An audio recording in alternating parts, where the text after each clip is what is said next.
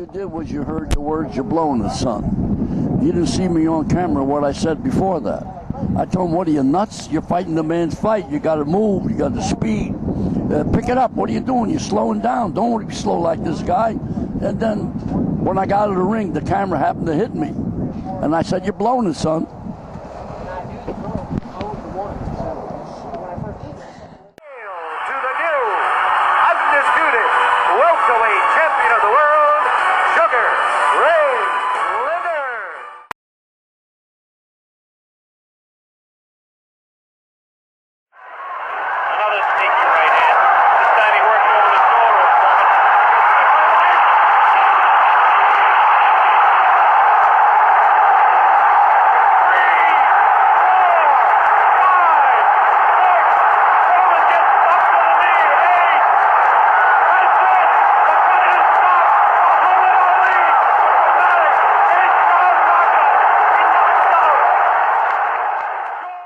He was a unique, special human being.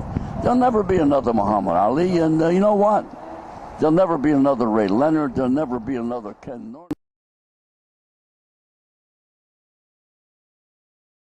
You gotta put this guy down from behind, baby. Better stuff from Foreman. Oh, what a shot! Oh my goodness! Oh, the left and then the right to the point of the chin, and Moore's done. Joe Cortez pushes Foreman back, and his lip is cut. He's not going to make it. Michael Moore is going to lose the title on the very first offence, and George Foreman, 46 years old, good grief, goes down in supplication. The impossible dream, they said it was, and George Foreman has done the impossible. So there you go, to this world of Fistiana. Here I am, I'm working against a guy in Zaire, and all of a sudden I'm working with him. 3 seconds of round number 10. The winner, and once again, heavyweight champion of the world, Big Foreman. Your new book, it's you co-authored it with Bert Sugar. Can you tell us a little about it?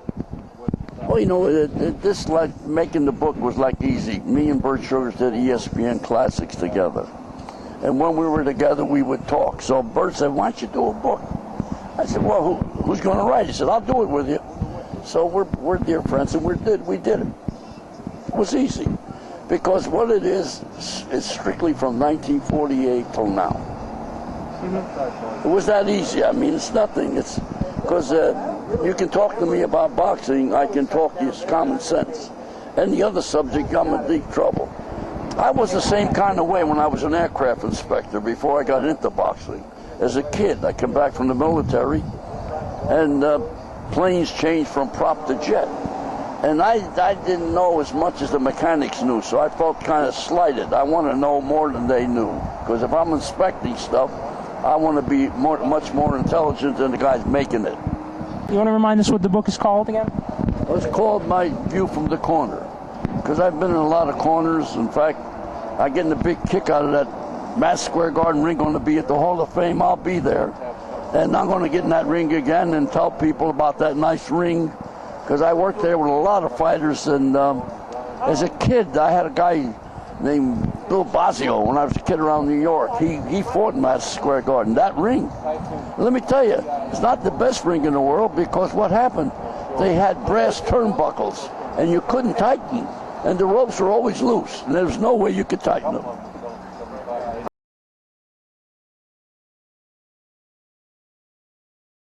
Actually, I want to ask you a little about Bert. I saw him in New York right after the Klitschko-Bragimov fight, and he was candid about how bad it was. So I wanted to ask you what you thought of the fight itself.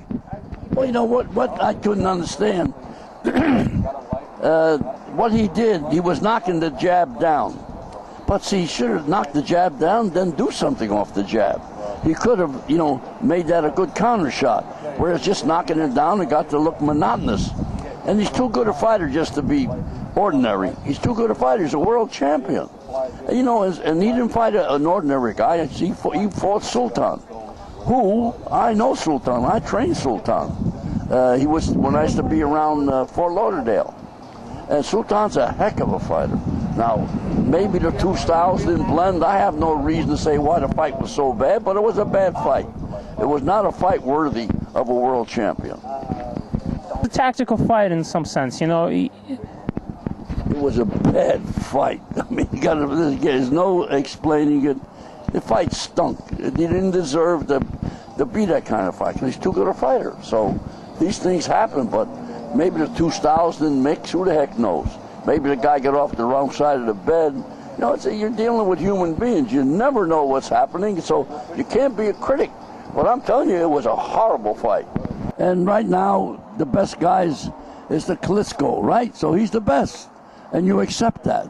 And I think Klitschko can't look as bad as he looked in his last fight. He'll be better next time. There'll never be another champion we got now. He's very unique, the two brothers. And I got to tell you something. They're remarkable because big guys don't make good fighters. Because no knocking at them or anything else. The muscles demand more oxygen. They're not as agile. I like the pocket-sized heavyweights, and they'll come back because big guys will disappear.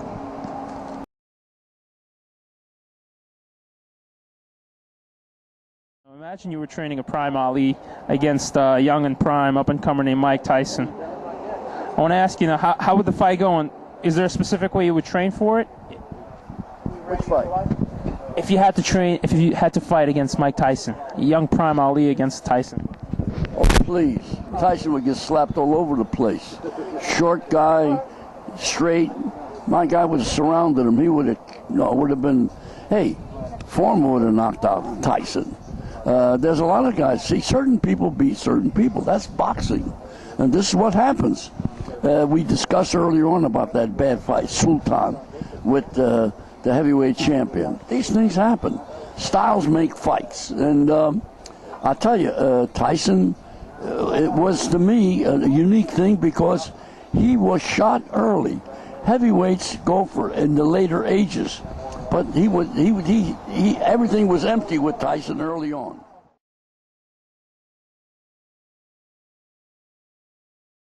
Sonny Liston and George Foreman in a phone booth. Who would win? Let me see. I think George Foreman would have won because Liston would have to look up to him. Liston was not a tall guy. He was 6 foot. He gave the image of being 6'10" because he was such a big, broad guy. No, hypothetical questions like that leave me cold because in their time they were the best, and I got to respect that. If you ever want to see a great fight, a real ring classic, watch me, Rocky Marciano, fight a computerized fight with Cassius Clay. What do you remember about the computer bout between Ali and Marciano? I remember I got mad at my brother Chris, who was the referee. Marciano got a cut. I said, why don't you stop the fight, for God's sake? Well, what happened there, we wound up, Marciano won here. And in Europe, we won. So we were even. And by the way, Marciano didn't like my guy because he talked. But, you know, that was something I preempted. I made him talk because he was the first superstar that talked. And the media was very happy to have him talk because they had something to write. Before, when you talk to a fighter, you talk to the father, the cousin, the uncle, everybody. You talked, when Muhammad talked, you heard him. In fact, I got all the greatest newspapermen in the world one day to go in the room with him. And I said, when they came out, do you know this kid? No, they didn't know him. So he was a unique, special human being. There'll never be another Muhammad Ali, and you know what? There'll never be another Ray Leonard. There'll never be another Ken Norton. Let's have a hamburger. Let's eat the hamburger. Relax.